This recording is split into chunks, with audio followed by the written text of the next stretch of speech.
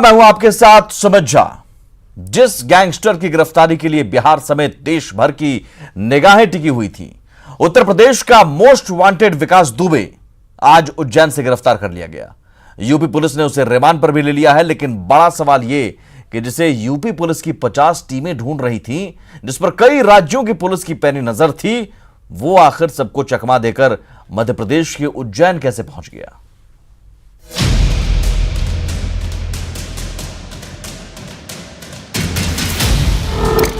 2 जुलाई को कानपुर में हुई थी वारदात।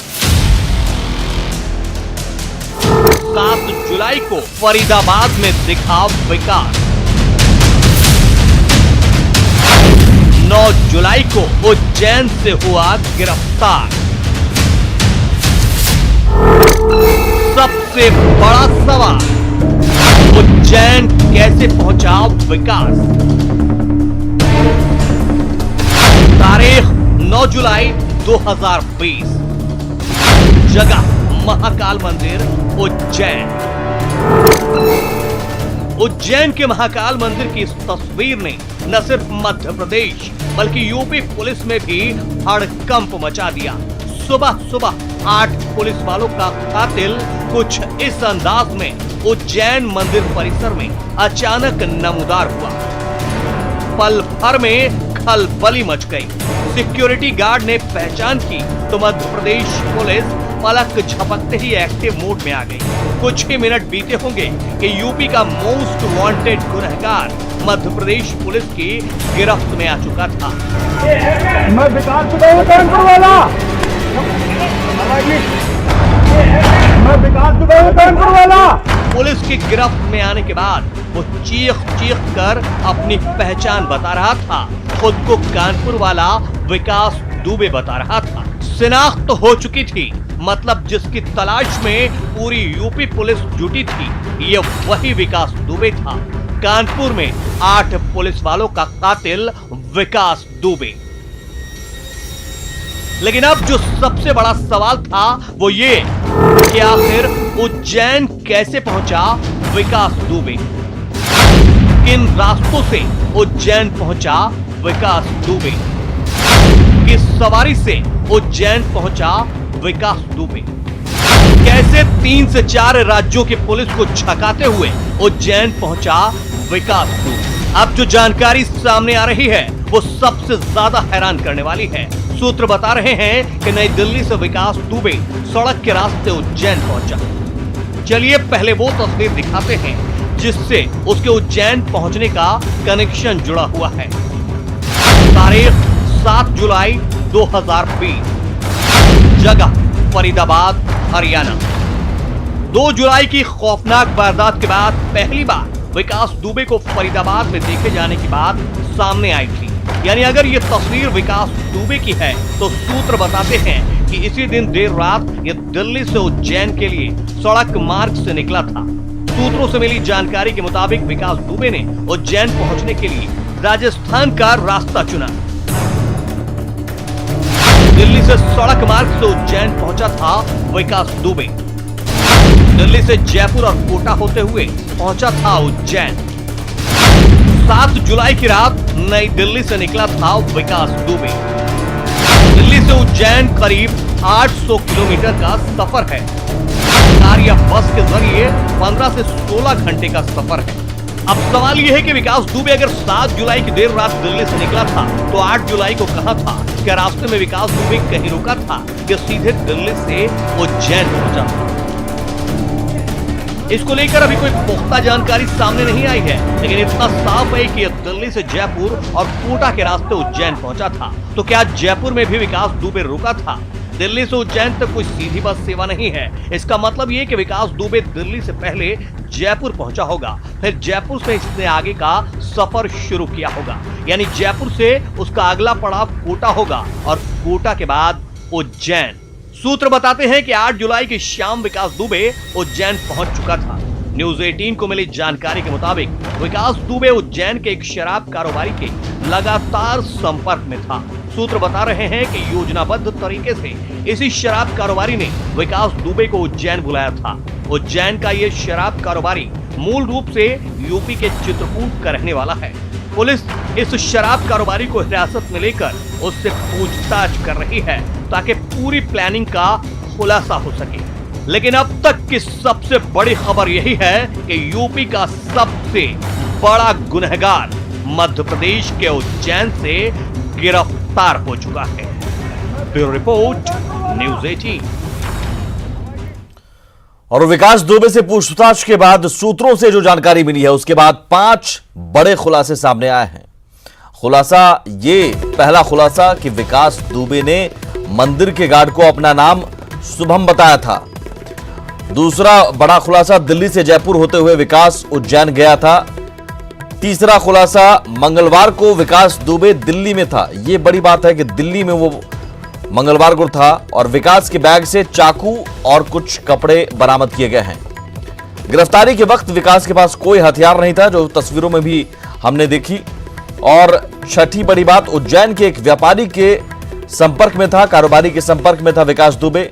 फर्जी आईडी लेकर वो मंदिर पहुंचा था, लेकिन वहां पर पकड़ा गया। विकास ने 250 रुपए की रसीद भी कटवाई थी मंदिर पहुंचकर। महाकाल मंदिर के शंख द्वार से विकास ने एंट्री ली थी और दबोचने के बाद कबूला कि वही विकास दुबे है, कानपुर वाला, जो आपने सुना भी। जाहिर है विकास की गिरफ्तारी के बाद कई अहम राज खुलेंगे। अपराध की दुनिया में विकास तकरीबन 30 सालों से था। 30 सालों में उसने जो अपराध की दुनिया बसाई, उससे जानकर आपका रूह कांप जाएगा।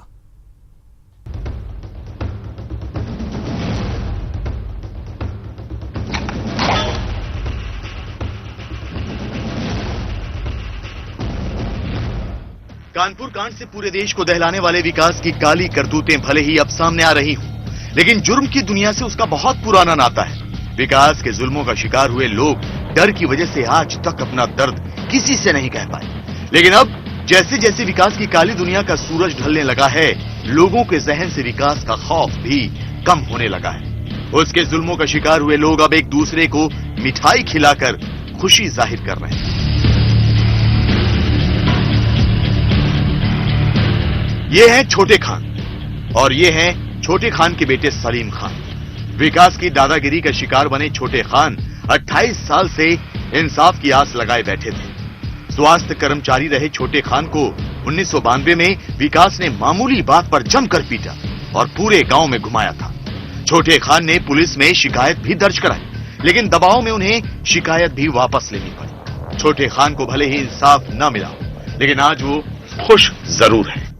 छोटे खान स्वास्थ्य विभाग में मलेरिया डिपार्टमेंट में कर्मचारी थे और 1992 में छोटे खान को इसी घर से दरवाजा तोड़ करके विकास दुबे ने 200 से अधिक साथियों के साथ मिलकर के यहां से उनको पीटते हुए पूरे गांव में घंटों घुमाया था।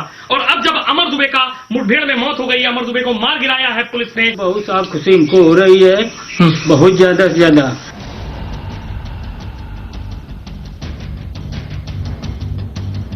ये है लल्लन वाजपेयी। लल्लन का आरोप है कि विकास ने इनके और इनके भाई की हत्या के मकसद से हमला किया था, लेकिन इनकी जान तो बच गई। हालांकि हमले में एक शख्स की मौत हो गई थी।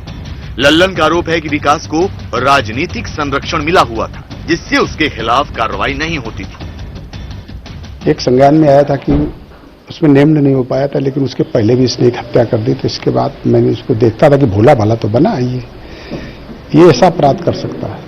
95 में मैं चुनाव लड़ा और 97 मेरे भाई पे जब हमला इसने कर दिया। चूंकि इसकी कुछ छोटी मोटी इधर उधर जैसे दुकानों से वसूली कर लेना, ये कर लेना, वो कर लेना, इसका मैं विरोध करता था। जुर्म की दुनिया में विकास का एक लंबा इतिहास है। स्कूल कॉलेज के समय से ही विकास ने लूटपाट और डकैती जैसी वारदात को अंजाम देना शुरू कर दिया था। 1990 में 20 साल की उम्र में विकास को छोटे मोटे झगड़े के सिलसिले में पुलिस ने पहली बार पकड़ा था और उसे छोड़ दिया। अगले साल 1991 में विकास के नाम धमकाने का पहला मामला दर्ज हुआ, लेकिन इसके अगले ही साल यानी 1992 में उसने 2 दलित युवकों की हत्या कर दी। 1992 से 2000 तक वो सियासत की दुनिया में किस्मत आजमाता रहा, लेकिन साल 2000 में उसने शिवली में रिटायर्ड प्रिंसिपल सिद्धेश्वर पांडे की हत्या कर दी। इसके बाद उसे शिवली का डॉन कहा जाने लगा। अगले ही साल 2001 में विकास ने थाने में घुसकर बीजेपी सरकार में दर्जा प्राप्त राज्य मंत्री संतोष शुक्ला को गोलियों से छलनी कर दिया।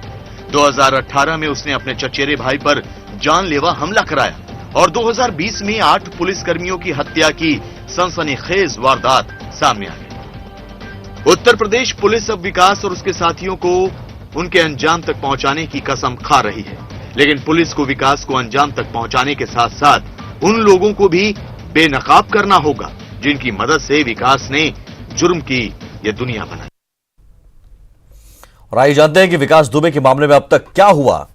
2 जुलाई की तारीख, यही वो तारीख है जब विकास दुबे का कारनामा सामने आया। विकास की गैंग ने 8 पुलिसकर्मियों की हत्या कर दी थी। फिर उसके बाद 3 जुलाई को पुलिस ने विकास के मामा और सहयोगी का एनकाउंटर किया। 3 जुलाई को विकास के 2 करीबी मारे गए। 3 जुलाई को ही 60 लोगों के खिलाफ एफआईआर दर्ज की गई और 5 जुलाई को फिर हत्या की साजिश की बात सामने आई और 8 जुलाई को विकास के फिर 2 करीबी मारे गए। विकास के 2 गुर्गों को मार गिराया गया एनकाउंटर में। 8 जुलाई को ही 10 गुर्गे गिरफ्तार किए गए विकास दुबे के, जिसके बाद दबाव बढ़ा और आज सुबह 9 जुलाई को प्रभात और बउआ मारे गए और जिसके बाद आज सुबह 9 बजे विकास महाकाल मंदिर पहुंचा और वहीं से विकास दुबे को दबोच लिया गया। गार्ड की सूचना के बाद विकास को उज्जैन की पुलिस ने गिरफ्तार कर लिया और फिलहाल पेशी के बाद ट्रांजिट रिमांड पर भेज दिया गया है। यूपी पुलिस को सौंप दिया गया है। आगे बढ़ते हैं हम। बढ़ते संक्रमण को देखते हुए पटना समेत 9 जिलों में लॉकडाउन होने जा रहा है। पटना में शुक्रवार से ही लॉकडाउन लागू है। कुछ शर्तों के साथ प्रशासन ने लोगों को छूट दी है, लेकिन पटनावासी की चाहत है कि लॉकडाउन 7 दिनों का नहीं बल्कि ज्यादा दिनों का होना चाहिए।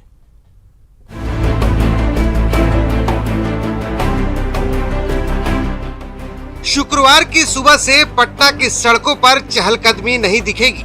जरूरी सेवाओं को छोड़कर किसी को बाहर निकलने की इजाजत नहीं होगी। हालांकि लोगों को खाने पीने और जरूरी चीजों की दिक्कत ना हो, इसके लिए जिला प्रशासन ने कुछ शर्तों के साथ छूट दी है। जो सब्जी मार्केट है या फल की दुकानें हैं या फिर जो फिश की दुकानें हैं, मीट की दुकानें हैं, उन सभी के लिए ये निर्देश दिया गया है कि प्रातः 6 बजे से 10 बजे तक और संध्या 4 बजे से 7 बजे तक ही खुलेंगी। शेष अवधि में बंद रहेंगी।